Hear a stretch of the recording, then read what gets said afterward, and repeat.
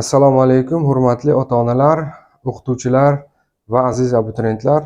Mana yaqinda imtihon bizni kutyapti oldinda. Qabul tugashiga bor-yo'g'i 5 kun vaqt qoldi. Keling, shu qabul haqida, qanday bo'lishi haqida, kimlar topshira olyapti, kimlar topshira olmayapti. Umuman olganda, mana shu bizni oldinda kutayotgan bo'lajak imtihon haqida sizlar bilan bir gaplashsak ba'zi bir mavzularda. Eng ko'p o'sha gruppalarda muhokama bo'layotgan mavzularni jamlashga harakat qildim. Birinchi mavzumiz bu 3 ta universitet, o'sha Toshkentdagi 3 ta meditsina universiteti birlashdimi, birlashsa qanaqa bo'ladi va nima bizni kutyapti? Ochig'ini aytganda, bu hanuzgacha barchamiz uchun mavhum. Birlashadimi ular, yo'qmi? Birlashganda kvotalar qanaqa bo'ladi? Qabul qilingan studentlar soni ortadimi yo kamayadimi, birlashadimi? Masalan, endi bitta joyga o'qishga borish kerakmi? Shu masalada hali hanuz hech kimdan to'liq bir ma'lumot olishning imkoni bo'lmayapti. Demak, bu masala hali ochiqligicha qoladi. Endi har doimgidek hammasi o'tib bo'lgandan keyin balki bizga ham xabar qilishar. Hozirgi mana shu ayni muddatda bu narsaga hech kim to'g'ri bir javob bera olmayapti. Faqatgina kutish bilan cheklanamiz. Birlashsa ham endi hammani o'zini bir shaxsiy fikri, taxminlari bo'lishi mumkin, lekin bu haqiqatdan yiroq bo'lib qolishi ham mumkin. Shuning uchun bir fikr bildirishga ham ochig'i odam qo'rqadi. Balki nomi o'zgarar, shakli sal o'zgarar, lekin o'sha saqlanib qolinishi kerak. Bitta joyda, Toshkent endi juda katta shahar, masalan bitta fakultetning bitta joyda bo'lishi juda ko'p o'quvchilarga, studentlarga noqulaylik tug'dirishi mumkin. Sababi masalan hozir bizda davolash ish fakulteti 3 ta universitetdan bor, o'sha Tashmida, Sampida va Stomda. Kimdir o'zini demak uyiga yaqin joylashgan universitetni tanlay olardi bundan oldin. Bundan keyin nima bo'lishi haqida aniq bir ma'lumot hech kimda yo'q. Faqat kutamiz. O'sha 3 ta bo'lib qolgani yaxshi edi yoki tuzilishi, shakli o'zgarsa ham aynan o'sha fakultetlarni meni fikrimcha qoldirish kerak, chunki katta shaharda bu tomonidan u tomoniga borgancha o'quvchilar ancha vaqt yo'qotib qo'yishi mumkin. Shunga qarab, o'zini sharoitiga qarab kim qaysiga xohlasa shuni tanlashi mumkin edi. Shu yaxshi variant menimcha. Keyin 10-sinflar, 9-sinflar hujjat topshira oladimi? Bu yilgi imtihonga kira oladimi? Mana shu masalada juda ham ko'p savollar tushyapti. Anig'i bu ham hozircha ma'lum emas. Ba'zilar o'sha 10-9-sinf o'quvchilarni registratsiya qila oldi. O'zimizda ham shunaqasi bo'ldi. Bittasini registratsiya ham qildik. To'lab ham qo'ydik. 2 kundan keyin kabinetiga kirsak, demak, siz maktabni tugatmagan deb chiqdi.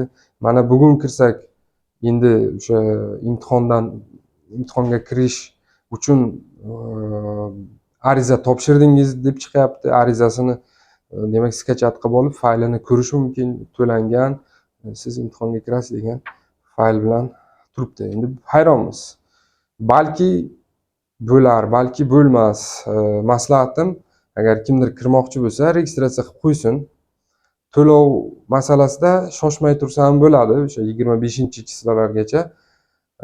Agar bir yangilik chiqmasa, 25-chilarda to'lov qilib yuborsa bo'ladi. Chunki hozir to'lov qilib qo'ysangiz, keyin ular yo'q desa, u to'lagan pulingizni qaytarib olish sal muammo bo'lib qolishi mumkin. Shuning uchun 10-sinf, 9-sinflar masalasida ham hech kim 100% aniq javob bera olmayapti.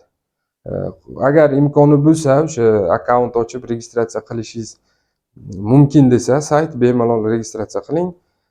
Faqat to'lovda ozgina shoshmay turing. To'lov qilish bemalol 25-chislagacha va yana bir kun menimcha cho'zib beradi. 26-chislada ham to'lov qilsa bo'ladi. Va o'qituvchilar bu yil kira oladimi, yo'qmi? Yo'q. Qaysi o'qituvchilar kira olmaydi? Ayni fandan 100% sertifikatga ega bo'lgan o'qituvchilar, bu nafaqat o'qituvchi, kim bo'lsa ham 100% lik sertifikati bo'ldimi, demak u ayni shu fandan endi imtihon topshira olmaydi. Masalan, men o'zim ham har yil kirardim, faqat ximiya fani uchun. Ochig'i biologiya, matematika, boshqa umuman biron fanni yechmasdim, faqat ximiya uchun kirardim. Endi bu yil registratsiya qilsam, ximiyani, o'sha ximiyadan bor sertifikatimni ishlatishga majburman. 100% sertifikat ishlatishga majbur. Bunday olib qarasa, uni ishlatmaslik ham qanaqadir bir aqlga sig'maydigan ish. Ko'zbo'yamachilik bo'lib qoladi. Kimdir 100% sertifikati bormishda, u shu fandan yana test yechmoqchi. Uni endi 101 qilib bo'lmaydi-ku. Maksimum ballni olgandan keyin, demak shu fandan xohlasang ham, xohlamasang ham sertifikatni ishlatishga majbursan. Shunaqa qonun-qoida bu yildan amalda. Shuning uchun qaysi o'qituvchida 100% sertifikati bo'lsa A va A+, demak u o'qituvchi aynan shu fandan test yecha olmaydi. Registratsiya qilishi mumkin, to'lashi mumkin, lekin bundan ma'no yo'q. Masalan, ximiyani ko'rish uchun, savollarni ko'rish uchun kirmoqchi edim. Afsus, endi buni iloji yo'q.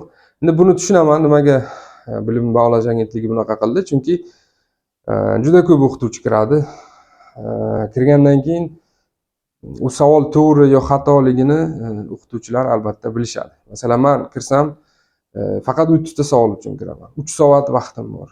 Agar qaysidir savol tuzilishi bo'yicha xato bo'lsa, sonlari bo'yicha xato bo'lsa, men uni bittaga yo menga o'xshagan o'qituvchilar uni bittaga tushunishi mumkin. Chunki biz bemalol o'tirib bitta savolni kerak bo'lsa yarim soat ustida o'ylashimiz mumkin. Lekin o'quvchilarda unaqa imkoniyat yo'q. Chunki ular 90 ta yoki 60 ta savolni deb kiradi. Agar hattoki bitta fandan, o'sha ximiyadan kerak bo'lsa, sertifikat bo'lmasa-da qolgandan bo'la turib imtihonga kirsa, unda vaqt chegaralangan, 1 soatda yechishi mumkin. Demak, u o'quvchida aynan shu savol xatomi, to'g'rimi, uni o'ylash uchun juda ko'p vaqt bo'lmaydi, chunki u barcha savollarni 1 soatda yechish kerak. Biz uni bemalol analiz qila olardik, vaqtimiz yetardi. Menimcha shuni hisobga olishgan bular. Kamroq muammo tug'dirish uchun o'zlariga mana o'qituvchilarni kirishini, sertifikati bor o'qituvchilarni kirishini juda chiroyli tarzda cheklab qo'yishdi. Endi nima deymiz? Biz hech qanday bunga e'tiroz bildira olmaymiz. Mayli, savolni endi faqat o'quvchilardan tinglashga majbur bo'lamiz va afsuski o'quvchilar 100% savolni olib chiqishga erinchoqlik qiladi odatda. Chunki u o'sha imtihon topshiradigan kuni ularning oxirgi kuni bo'ladi. U imtihongacha bor kuchini sarflab kirgan o'quvchi imtihondan keyin ko'pchiligida o'sha savollarni eslash ham kelmaydi. Shu bilan tugadi degan prikazni miyasiga beradida, ulardan savolni sug'urib olish juda qiyin bo'lib qoladi o'quvchilarda. Ko'pchiligida shunaqa. Shuning uchun endi chidaymiz qanday savol tushishidan. Umid qilamiz to'g'ri savollar tushadi, xatosiz tushadi barcha savollar. Xo'p, keyingi eng muhim qismlardan yana biri bu shakli. Hujjat topshirish jarayonida har bir o'quvchi so'rayapti. 1000 marta tushuntirsang ham yana qaytib so'rayapti. O'sha yo'nalish tanlash jarayonida afsuski nima qilib qo'yishgan? Sal tushunarsiz qo'yishgan. Men hayronman. Nega aynan shunaqa ko'p savol tug'diradigan shaklda majbur bo'lamiz biz hujjat topshirishga? Mayli, men uni tushundim, boshqa kishi tushundi, lekin 100% odam uni tushunmayapti. 1000 marta aytsang ham ba'zi o'quvchilar yana qaytib, hattoki ota-onalari telefon qilib so'rashyapti. Shu rostmi? Shunaqa qilsak bo'ladimi? Endi tushuntiraman, gap nima haqida ketyapti. Siz o'sha registratsiya qilish jarayonida fakultet tanlashingiz kerak. Masalan, aytaylik, stomatologiya fakultetini siz tanladingiz. Ko'pchilik buni qanday tushunyapti? Stomatologiya fakultetini tanlasam, keyinchalik men faqat stomatologiyaga kira olishim mumkin yoki davolash ishini tanlasam, men faqatgina davolash ishiga kirishim mumkin degan fikrda turibdi ko'p kishi. Bu aslida unaqa emas. Bu aslida siz qaysidir bir fakultetni tanlash orqali fanlar ketma-ketligini tanlagan bo'lasiz. Masalan, stomatologiyani tanlagan, birinchisi biologiya, ikkinchisi ximiya. Davolash ishini tanlagan ham birinchisi biologiya, ikkinchisi ximiya. Ular farqi yo'q. Undan keyin birinchisi biologiya, ikkinchisi ximiya bo'lgan har qanday fakultetga siz kirish uchun talabgor bo'la olasiz. Hattoki biofakni tanlab ham davolash ishiga kirishingiz mumkin. Endi meni taklifim shunaqa savollarni tug'dirmaslik uchun Bu yerda biz fan tanlashimiz kerak edi. Aytaylik, o'sha o'quvchi registratsiya jarayonida ma'lumotlarni kiritgandan keyin hujjat topshirmoqchi bo'lgan paytda siz birinchi fan sifatida qaysi fanni tanlaysiz degan joyi bo'lishi kerak edi. Shunda biologiya, ikkinchi fan sifatida qaysini tanlaysiz deganda ximiyani tanlashimiz kerak edi.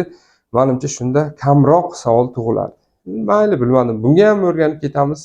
Lekin har yil abituriyentlar yangi bo'lganligi uchun har biri qayta so'rayapti. Shunaqa stomatologiyani tanlasam, lechvakka kira olamanmi? Stomatologiyani tanlasam, pediatriyaga kira olaman? Albatta kirib olasan. Albatta, farqi yo'q bu yerda. Birinchisi biologiya, ikkinchisi ximiya bo'lgan har qanday fakultetni tanlang. Biofakni tanlang yoki agrardan qaysidir fakultet tanlang. Siz meditsinaga ham kira olasiz, balingiz yetsa, yoki davolash ishini tanlab, balingiz kamroq chiqsa, biofakka ham yoki qaysidir agrarni fakultetida ham o'qishingiz mumkin. Mana shu chalkashlikni keyingi yilda menimcha ular o'zgartirsa kerak. Shunda hammasi yaxshi bo'ladi. Endi keyingi qismimiz bu hujjat topshirayotgan abituriyentlarning soni nega bunchalar kam? Mana bor yo'q 5 kun qoldi, lekin statistika bo'yicha, bugungi statistika bo'yicha adashmasam 400 mingga yaqin odam hujjat topshirgan. Vaholanki har yili 1 million, o'tgan yili sal 1 milliondan kamroq edi adashmasam, 1 million atrofida hujjat topshirilardi. Hozir 400 mingga yaqin, mayli bugun 450 ming bo'lgandir, 500 ming bo'lgandir. Lekin menimcha bu yil 1 millionga bormaydi yo'q, shu 800-900 ming atrofida bo'lsa kerak. Xavotir olmang, bu sonning masalan 700 ming yo 800 ming bo'lib qolishi hech qanday ballarni tushirmaydi. Chunki o'qigan o'quvchi baribir hujjat topshiradi. Hujjat topshiradiganlar soni kamligi mana birinchidan 10 sinflar topshira olmayapti. Ikkinchidan o'qituvchilar topshira olmayapti. To'g'ri, bular 1000 ta, 2000 ta chiqar, 5000 ta chiqar. Undan tashqari o'qimagan o'quvchilar kamroq hujjat topshiryapti degan bir ma'no bundan kelib chiqish kerak. Ballarning pasayishiga bu hech qanday ta'sir qilmaydi hujjat sonining kamligi.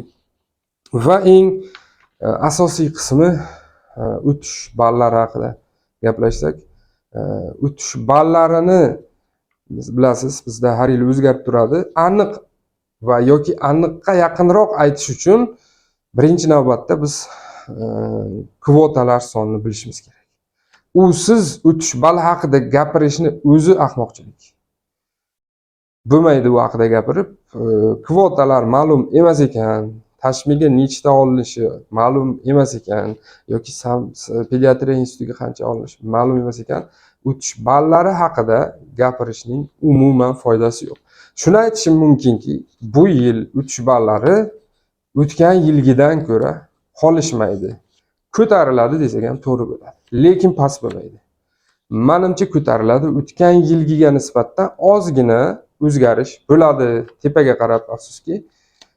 Endi buni sabablari ko'p. Agar kvota o'tgan yilgiga o'xshab qoladigan bo'lsa, mana bu qismiga ham e'tibor bering. Agar kvota aytaylik ancha 1,5-2 barobar ko'paysa, unda tushishi aniq. Lekin o'tgan yilgi kvotalar saqlanib qoladigan bo'lsa, bu yil ball ko'tariladi. Ko'rib turibsizlar, sertifikat olgan o'quvchilar soni haddan ziyod ko'p, juda ham ko'p. Va bu asosan o'sha yuqori fakultetlar ruschadan undan ham baland bo'lgan. Birinchi marta tarixda ruscha o'zbekchadan qolishmadi. Deyarli barcha fakultetlarda ruschada grant aynan baland bo'ldi, kontrakt esa sal pastroq. Va bu o'tgan yilgi ballarni har bir respublika bo'yicha har bir viloyatdagi meditsina institutlari yoki qaysidir davlat universiteti qoshida davlat universitetidagi tibbiyot fakultetlari bo'yicha men o'tish ballarini mana jamlab chiqdim. Demak, o'tgan yili davolash ishi fakultetida butun O'zbekiston Respublikasi bo'yicha kontrakt asosida eng past joy bu Qoraqalpog'istonda bo'lgan ekan. 143.7 ball. Bu nima degani? Bu degani, agar sen 143.7 balldan kam olgan bo'lsang, respublika bo'yicha biror bir viloyatda davolash ishiga o'qishga kira olmagansan degani. qarang, 143,7 ball, bu ham juda kambag'al emas. Grant bo'yicha o'tishi esa bu ham Qoraqalpog'istonda va Termizda bir xil bo'lgan ekan, 160,4 ballni tashkil qilgan ekan. Demak, grant bo'yicha o'tish 160 balldan kam olgan hech bir odam, demak, davolash ishida grantda o'qiy olmaydi agar u qanaqadir ligota bo'yicha kirmagan bo'lsa. Endi pediatriya fakultetlariga murojaat qilamiz. Pediatriya fakultetlarida respublika bo'yicha eng past o'tish joyi, demak, Qoraqalpog'istonda 141,4 ballni tashkil qilgan. Davolash fakultetidan bor yo'g'i 2 ball orqada. Grant bo'yicha esa 148,6, bu ham Qoraqalpog'istonda ekan. Demak, 141 balldan kam olgan hech bir odam meditsinada o'qishiga kira olmagan o'zbek tilida butun bir respublika bo'yicha. Bu juda dahshat. Azizlar, bu juda dahshat. Stomatologiyada esa, stomatologiya fakultetlarida butun respublika bo'yicha eng past ball bu ham Qoraqalpog'istonda bo'lgan ekan. 140,2 ballni tashkil qilgan butun respublika bo'yicha. Bu eng pasti 140,2. Endi faraz qiling, hamma ham borib Qoraqalpog'istonda o'qiy olmaydi-ku masalan. Toshkentni oladigan bo'lsak, Toshkentda eng past davolash ishi uchta, o'sha Sampi, Tashmi va Stomda kontrakt bo'yicha o'tish 162,3 ball ekan. Bu stomatologiya institutida 162 balldan kam olgan hech bir odam, demak, davolash ishida Toshkentda o'qiy olmaydi. Chirchiqda faqat o'qishi mumkin ekan. 151 ball bo'lgan ekan Chirchiqda. Pediatriyada Toshkentda eng past o'tish balli Toshkent shahrida, demak, 156,5 o'zbekchada. Bu o'sha pediatriya institutining pediatriya fakulteti Chirchiqda 148,4 ball bo'lgan ekan. Sal pastroq. Stomatologiya Toshkent shahrida, Chirchiqda yo'q bu. 144,7 eng pasti. Bu yil bundan o'tadi. Mana fikrlaringizni kommentariyada yozing. Siz qanday fikrdasiz? Mana shu ballar, mana ko'rinib turibdi ballar. Mana shundan yuqori bo'ladimi bu yilgi o'tish ballari? Endi ko'rona taxmin qilib ko'ramiz. Kvotalar yo'q. Kvotalar chiqsin, undan keyin alohida har bir o'tish balla haqida video tayyorlayman. O'zbekchada, ruschada, biologiya, ximiya yo'nalishlarida meditsinada va ximiya, biologiya yo'nalishlarida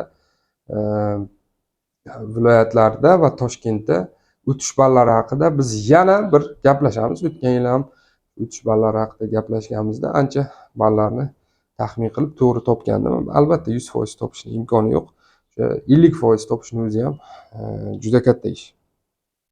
Xo'p, azizlar, demak, meditsinada, stom, davolash ishi va pediatriya uchala fakultetda siz respublika bo'yicha qayerdadir o'qishga kirishingiz uchun davlat universitetlarida kamida 140 ball olish kerak. Bu ham Qoraqalpog'istonda, aytib o'tay. Endi Qoraqalpog'istonni mabodo chiqarib olsak, unda eng kami bu yerda adashmasam 142 bo'lyapti. Bu Qarshida ekan, bu ham menimcha meditsina instituti emas, Qarshi davlat universitetining ichida fakultet bor, pediatriya va davolash fakultetlari. Mana shularda 142, mana Namanganda 145, stomatologiyada bo'lishi mumkin ekan. Stomatologiya 140. Ba'zi joylarni stomatologiyasi Toshkentdan ham o'tib ketgan ekan. Toshkentda qabul ko'proq, shuning hisobiga tushgan. Bu yil nimani kutyapmiz? Masalan, Tashmilada bu yil o'tish balli grant bo'yicha menimcha 185 dan yuqori bo'ladi. 187 bo'lsa ham, 187,9 bo'lsa ham ajablanmayman. Ochiq 189 bo'lmasa kerak-ku, lekin 185 dan yuqori bo'lishi aniq, azizlar, ishonavering. Kontrakt bo'yicha esa Tashmida o'qish menimcha o'zbekchada bu yil 170 dan yuqori bo'lishi aniq. 175 bo'lsa ham ajablanmayman. Balki 180 ham bo'lib qolishi mumkin. Kvotalar yo'q. Kvota kamaysa 180 dan ham o'tib ketishi mumkin. Umuman olganda ball yuqori, juda ham yuqori. Meni fikrimcha bu yil 150 dan kam olgan odam biron bir viloyatlarda pediatriya yoki davolash ishida yoki aytaylik o'sha stomda ham o'qishi qiyin bo'lib qoladi. 150 dan past olayotgan o'quvchilarga endi nima taklif qilish mumkin? Faqat sabr. Variantlar ko'p. Частный institutlar bor, boshqa yo'llari bor, super kontrakt. Ularga ko'nmayman deganlarga maslahatim, biologiya, ximiya yo'nalishini tanlamangda. Ximiya, biologiya yo'nalishini tanlang. Balki shu yo'nalishni tanlab keyinchalik meni eslab rahmatam deyishingiz mumkin. Bir o'ylab ko'ring azizlar, bir o'ylab ko'ring. Ball shunchalar yuqori bo'ladiki, bu bizni yoshlarimizni ilmga chanqoqligini aslida ko'rsatadi. Demak, bizda 180 dan yuqori oladigan, aytaylik, 1000 dan oshiq abituriyentlar bor. Bu so'zni aytish qanchalar odamni xursand qiladi. Agar shularning hammasi o'zini kuchi bilan olgan bo'lsa, ishonavering, 10 yildan keyin bizni meditsinamiz dunyodagi top 10 talikka albatta kiradi. Salomat bo'ling. Hammalaringizga rahmat.